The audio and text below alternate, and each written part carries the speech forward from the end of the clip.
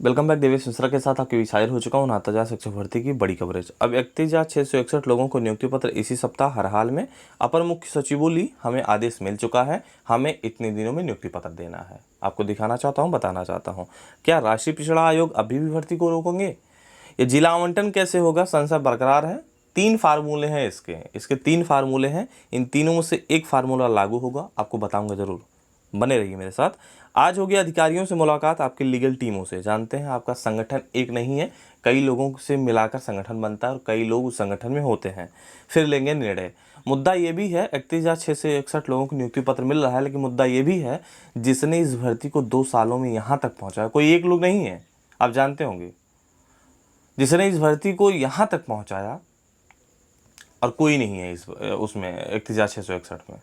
सबके सब बाहर हैं 31,661 से। मुद्दा ये भी है जिसने इस भर्ती को यहाँ तक पहुँचाया, लेकिन इस नियुक्ति पत्र के वितरण में वो शामिल नहीं होंगे, क्योंकि 31,661 में होंगे ही नहीं। चलिए मुद्दे पर आते हैं। यहाँ देख सकते हैं 31,661 शिक्षकों को सीएम देंगे नियुक्ति पत्र, अपने हाथों से देंगे। कल अपने चैनल और अपने वेबसाइट पर faceminute.in पर लगातार विजिट करते रहिए, बने रहिए। तुरंत अपडेट मिलती रहती है पल पल की। लगातार बने रहिए faceminute.in वेबसाइट पर। तो बेसिक शिक्षा परिषद में नवचयनित शिक्षकों को मुख्यमंत्री योगी आदित्यनाथ नियुक्ति पत्र देंगे। जैसे 8,500 में दिए थे। कुछ जिलों का नाम शॉर्टलिस्ट किया गया था, हमारे टाइम पिछड़े जिलों का नाम शॉर्टलिस्ट किया गया था। प्रदेश सरकार के प्रवक्ता ने बताया कि सुप्रीम कोर्ट के आदेश के तहत 69,000 शिक्षक भर्ती के पहले चरण में 31,661 नवचयनित शिक्षकों को नियुक्ति दी जाएगी। कुछ जिलों में चयनित अभ्यर्थियों को लखनऊ बुलाया जाएगा, वही हाल 8,500 जैसा। सीएम ने 1 हफ्ते में नियुक्ति प्रक्रिया पूरी करने के निर्देश दिए हैं। अब यहाँ देख सकते हैं काम की बात, विभाग की बात कर रहा हूँ। विभाग की अपर मुख्य सचिव रेणुका कुमार ने बताया कि सीएम के आदेश के तहत 7 दिन में नियुक्ति दी जाएगी। देख सकते हैं, यानी कि सीएम जैसा कहे हैं हम 7 दिन में नियुक्ति देंगे। देख सकते हैं, ये अपर मुख्य सचिव रेणुका कुमार जी कहती हैं। यानी साफ है कि सरकार एकदम दृढ़ संकल्पित है। आज आपकी टीम मुलाकात करेगी, और हाँ, यदि जियो आ जाएगा 31,661 वगैरह का, कल के दिनों में शायद आवंटन होना है, हो सकता है कि आज शाम तक हो जाए, इसके बारे में नहीं पता है। आवंटन होना है, जैसी चीज़ें निकल के आ जाएंगी ये सब, आप जान लें कि नियुक्ति पत्र हर हाल में देगी सरकार। फिर एकदम दृढ़ संकल्पित है, क्योंकि अब तक लोग कह रहे थे विभाग को पता नहीं है। कल हमने भी कहा कि जानते हैं उप सचिव हैं बेसिक के अनिल कुमार जी, उन्होंने कहा हमें ऐसा कोई निर्देश ही नहीं मिला है। और यहाँ देख सकते हैं अपर मुख्य सचिव रेणुका कुमार जी कहती है हमें निर्देश मिल चुका है, 1 हफ्ते में हर हाल में हम नियुक्ति पत्र देंगे। अब यहाँ देख सकते हैं ओबीसी आयोग वाला बात आता है। ओबीसी आयोग के निर्णय के खिलाफ भर्ती पर आंदोलन की चेतावनी। अभ्यर्थियों ने कहा रोक के बावजूद भर्ती न करे सरकार। विभाग का दावा सुप्रीम कोर्ट के आदेश से दे रहे हैं नियुक्ति पत्र। यानी कि अभ्यर्थी कह रहे हैं कि रोक लगी है, और विभाग कह रहा है कि सुप्रीम कोर्ट के आदेश के अनुसार दे रहे हैं नियुक्ति पत्र। अब यहाँ थोड़ा सा जूम इन करते हैं। कह रहे हैं कि उधर बेसिक शिक्षा विभाग के अपर मुख्य सचिव रेणुका कुमार का कहना है कि आयोग को भर्ती में ओबीसी वर्ग को दिए गए आरक्षण की वस्तु स्थिति अवगत करा दिया गया है। साथ ही सर्वोच्च न्यायालय के आदेश को भी जानकारी आयोग को दे दी गई है। विभाग सर्वोच्च न्यायालय के आदेश से ही नियुक्ति कर रहा है। ठीक है, यानी सारी बात आयोग को बता दिया गया है, राष्ट्रीय पिछड़ा आयोग को बता दिया गया है कि हम ओबीसी वर्ग के आरक्षण को पूरी तरीके से पालन किए हैं, और हाँ 31,661 में भी पालन करेंगे। ऐसा सीन, ऐसा शब्द समझ में आता है। और हाँ, ये भी हमने आयोग को बता दिया है कि सर्वोच्च न्यायालय का जो आदेश है, शायद 9 जून के आदेश के तहत भर्ती प्रक्रिया हम आगे बढ़ा रहे हैं। ठीक है, अब आपको बताना चाहता हूँ सबसे बड़ी बात है कि ये आवंटन कैसे होगा। मैं देख पा रहा हूँ लगातार बना हुआ है संशय हर किसी के दिमाग में। एक सबसे बड़ा दिमाग लोगों को लग रहा है 31,661, शायद बार बार विशेष शिक्षा मंत्री जी कह रहे हैं, लेकिन काम जानते हैं कौन करता है ना, विभाग कंप्यूटर वगैरह करता है। ये 3 फार्मूले हैं। 31,661 पहला फार्मूला कहता है कि 1 से लेकर 31,661 लोगों को उठा लो और नियुक्ति पत्र दे दो। लेकिन आपको मालूम है, अगर मैं दिव्यांग वगैरह की बात करूँगा, वो सबसे नीचे हैं, क्योंकि गुणांक के आधार पर शायद वो बना है। अब अगर कोई किसी दिव्यांग की मेरिट 65 है तो सबसे नीचे होगा ना। अगर उसका गुणांक 65 मान के चलें 65 गुणांक है, तो आप बताइए 31,661 में कैसे आ पाएगा? नहीं आ पाएगा ना, बिल्कुल भी नहीं आ पाएगा। इसका मतलब दिव्यांग तो लिया ही नहीं गया 31,661 में। और फिर हमेशा कहा जाता है कि भैया आरक्षण के नियमों का पालन होना चाहिए। कोई भी पग पग पर अगर एक भी भर्ती होती है, 2 भी होती है, 3 पद पे हो, तब भी आरक्षण के नियमों का पालन किया जाना चाहिए, और ऐसा होता आया है और पालन होगा। इसका मतलब ये फेल हो सकता है।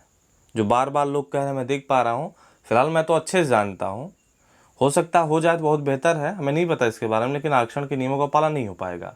आप जानते हैं, देख लें, खुद उठाकर देख लें, चेक कर लें, क्या 31,661 में एक भी दिव्यांग बच्चे आएंगे? नहीं। तो फिर आरक्षण के नियम कैसे पालन किया जाएगा? मुश्किल हो सकता है। चलो, हो सकता है ये वाला फेल हो जाए। दूसरा, मान लीजिए, मैं जानता हूँ सबके दिमाग में ये भी होगा कि आरक्षण के नियमों का पालन किया जाएगा, उसके बाद भर्ती प्रक्रिया आगे बढ़ाई जाएगी।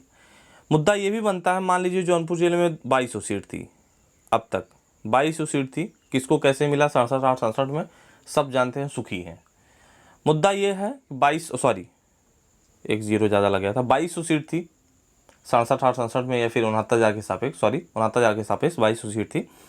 अब यहाँ 31,661, यानी कि हो सकता है अब जिले का, क्या कहते हैं, जिले की वैकेंट सीट डाउन करेंगे, मान लीजिए 1000 कर दिए, 1000 कर दिए, और प्रत्येक ज़िले में ऐसा ही हो सकता हो, कुछ ज़िले ऐसे नहीं बदल सकते हैं डिजिट्स, अपने अनुसार सरकार तय करेगी, विभाग तय करेगा। 1000 इन्होंने डाउन कर दिया है कि 1000 सीट अब कर देते हैं जौनपुर की। और मालूम है, पहले ज़िले या फिर पहला ज़िला मांगने वाला जौनपुर का, जो अगर डिजिट देखा जाए तो लगभग 1300 होगा। मैंने 1300 क्लिक कर लिया कि 1300 लोग ऐसे हैं जो फिटेस्ट ज़िला जौनपुर चाहते हैं। अब आप बताएं, इन 1300 को तो मिल गया था यहाँ 2200 में, शायद मान लीजिए लोग सुखी भी थे। अब इस 1000 में शायद मात्र जानते हैं 1000 लोगों को ही मिलेगा, 300 लोगों को नहीं मिलेगा, तो 300 लोगों को दूसरे ज़िले में भेजा जाएगा। चलो भेज दिए, कोई दिक्कत नहीं है 31,661 में ना। अब जो 37,339 पद जब आएंगे और उनको फिटेस्ट ज़िला मिल जाएगा, जहाँ चाहेंगे वहाँ, क्योंकि हाई मेरिट भी नहीं रहेगा और पद भी ज़्यादा रहेंगे, तो जहाँ चाहेंगे वहाँ मिलेगा। खासकर अनारक्षित वालों को नहीं मिल पाएगा, 300 लोग दूसरे ज़िले में चले जाएंगे। इस नियम के अनुसार जो मैं बता रहा हूँ, इस नियम के अनुसार दूसरे ज़िले में चले जाएंगे। खासकर अनारक्षित में महामारी रहेगी, क्योंकि उनको सीट नहीं मिलने वाली है इस 31,661 में ज़्यादातर, क्योंकि ओवरलैप करके आपकी सीट आने वाला है, खासकर 8,018 शिक्षा मित्र। और नियम है जो नियम बना है उसी के तहत हो रहा है। मेरी बात आप शायद समझें, गलत लगी हो तो मैं नहीं जानता, बिना फिल्टर के बता रहा हूँ जो नियम बनने वाले हैं, जिस तरीके से आने वाला है, ये 3 फार्मूले के आधार पर।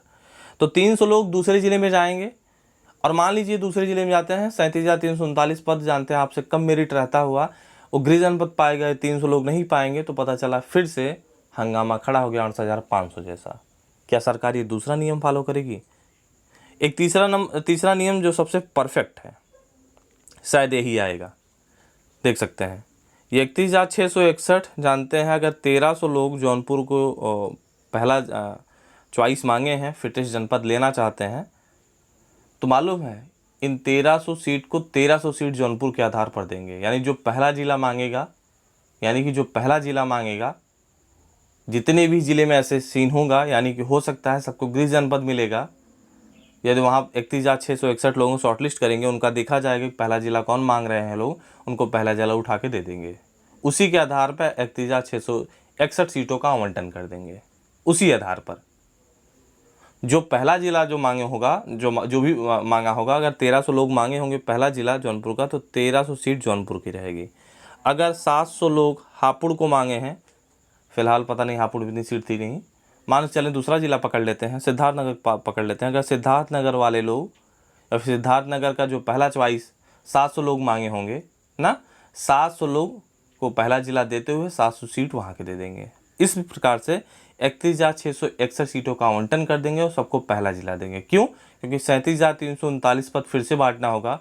अगर यहाँ पर ऊपर नीचे किए, बाद में से सुधारना मुश्किल हो जाएगा 8,500 की तरह। ये 3 फार्मूले हैं, यही तीसरा फार्मूला मुझे जहाँ तक लगता है, आरक्षण के नियमों को पालन अगर हो गया इस तीसरे फार्मूले पे, तो शायद यही आने वाला है। लेकिन क्या हो सकता है इस पर भी आरक्षण के नियमों का पालन? शायद कह सकता हूँ, हो सकता है। तो ये तीसरा फार्मूला फिटेस्ट फार्मूला है, इसी के आधार पर होना है जहाँ तक मुझे लगता है। हो सकता है कुछ बारीकियाँ छूट जा रही होंगी, शायद कवर कोई कर ले तो और बेहतर है। बाकी मुझे यही समझ में आता है, जो फिटेस्ट ज़िला मांग रहा है पहली चयन सूची 31,661 में, उसको बांटते चले जाएंगे, क्योंकि सेकंड सूची आनी बाकी है। यदि इनको थोड़ा सा उलटफेर करेंगे और सेकंड सूची वाले को फिटेस्ट जनपद मिल जाएगा तो ये चिल्लाएंगे कि इनसे ज़्यादा मेरी मेरिट है, और मेरी मेरिट रहते हुए जानते हैं उनातजा के सापेक्ष मुझे दूर जिला दिया गया, ये गलत है, उनको गृह जनपद दिया गया। बाद में लोग डाइजेस्ट नहीं कर पाएंगे और मुद्दा बड़ा होता चला जाता है, मैं जानता हूँ अच्छे से। और यहाँ आर ओ की परीक्षा में मात्र 36% जो है उपस्थिति रही। 361 पदों पर भर्ती के प्रदेश के 17 जिलों में आयोजित की गई थी प्रारंभिक परीक्षा। और हाँ, आज होगी अधिकारियों से मुलाकात आपकी लीगल टीम से। जैसा होगा निर्णय निकल के आएगा कि क्या सरकार का स्टैंड है, क्या पीछे हटेगी, क्या दृढ़ संकल्पित है। लेकिन देख के आपको बताना चाहता हूँ एकदम सरकार दृढ़ संकल्पित है, क्योंकि अपर मुख्य सचिव बोली है और मुख्यमंत्री सीएम सर का आदेश है, बताने की ज़रूरत नहीं है। चलिए मुलाकात करते रहेंगे, factminute.in पर विजिट करते रहिए, पल पल की खबर मिलती रहती। Bye bye.